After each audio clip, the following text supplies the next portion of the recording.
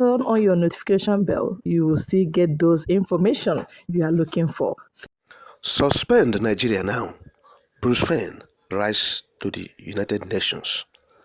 The United States-based Council for Onyendu, Bruce Fein, has written to the United Nations Working Group on Arbitrary Detention, that they should, on human rights, of course, the United Nations Working Group on Arbitrary Detention, yes. He said that the group should, remove Nigeria from the East list of members. They should remove Nigeria from the membership of the United Nations Group on Arbitrary Detention, United Nations Commission on Human Rights, yes, because the working group on arbitrary detention is under the United Nations Commission on Human Rights. So talking about UNCHR.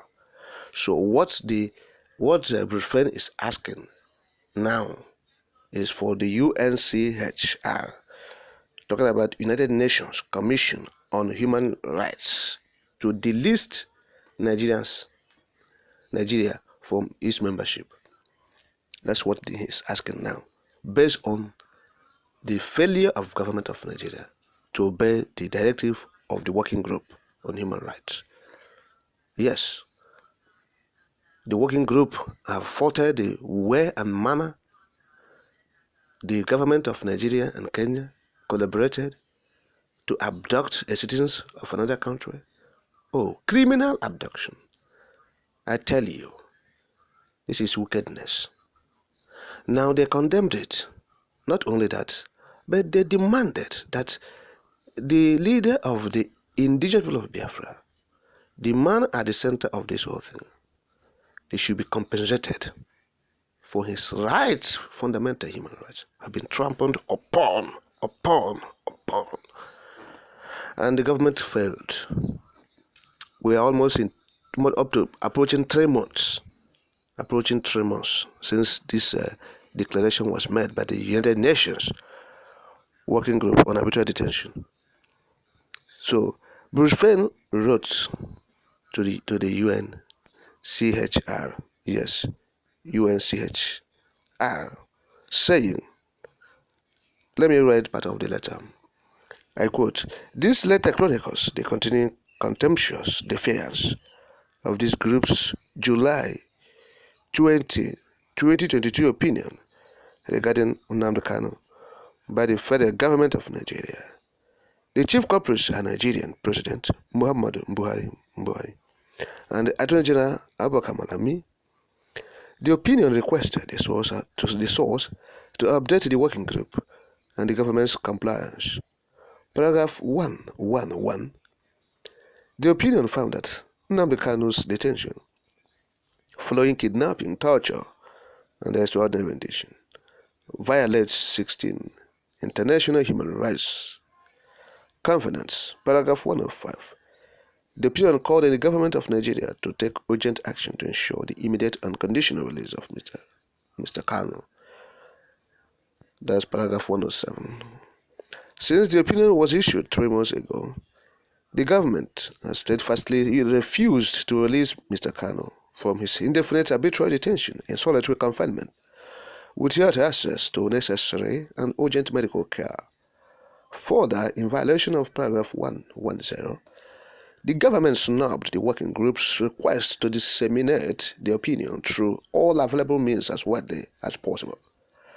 The government's open and notorious lawlessness has been compounded by its equal scorn for an October 13, 2022 decision by the Court of Appeal of Nigeria, Abuja Judicial Division, holding at Abuja. Among other things, the decision held that Nnamdi Kanu's extraordinary rendition from Kenya by the government of Nigeria was illegal. Accordingly, Honorable Justice Olodotun Adafope Okoje declared, I hold that Nnamdi Kanu is prohibited from being detained in Nigeria for or in respect of any offense allegedly committed by him before his extraordinary rendition to Nigeria. Page 40.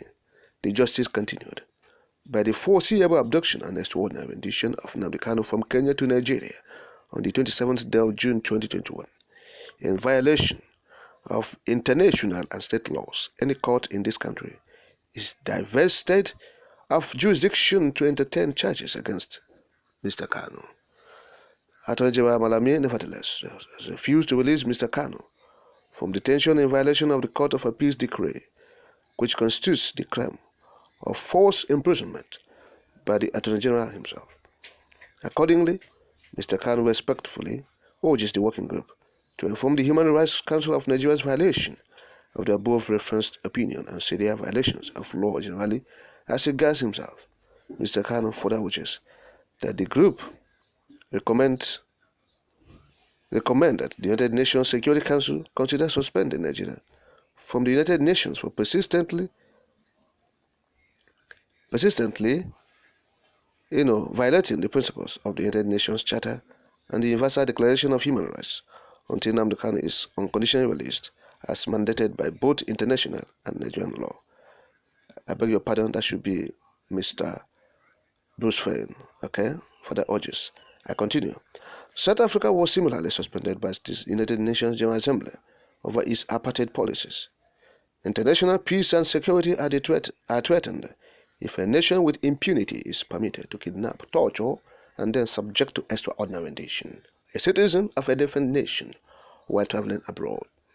Nnamdi Kanu is a citizen of the United Kingdom who was kidnapped and tortured by Nigerians while traveling in Kenya before his lawless, extraordinary rendition. Unquote. And now, this is the letter I just read now. A petition to United Nations, UNCHR. There's a United Nations Human Rights and all that. So, this is Bruce Wayne writing to them so that they will remove Nigeria from the list of membership. UNCHR. It's a very noble group and arm of United Nations. An arm of United Nations. They're one of the agencies in the United Nations. It's very powerful, you know it. So on human rights, you see.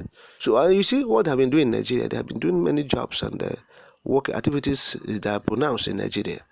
So what Bruce Wayne is asking now, making reference to the court judgment, the appeal court judgment, and the refusal of the government to obey the court judgment. And again, we previously refusing blatantly to obey the directive of the United Nations in a working group on arbitrary detention and human rights. So these are the things this government is doing to embarrass themselves, to bring Nigeria to international disrepute. You see, they are not stopping. Their hatred against the Igbos will not allow them to salvage their country from this total international embarrassment and discomfiture of sort.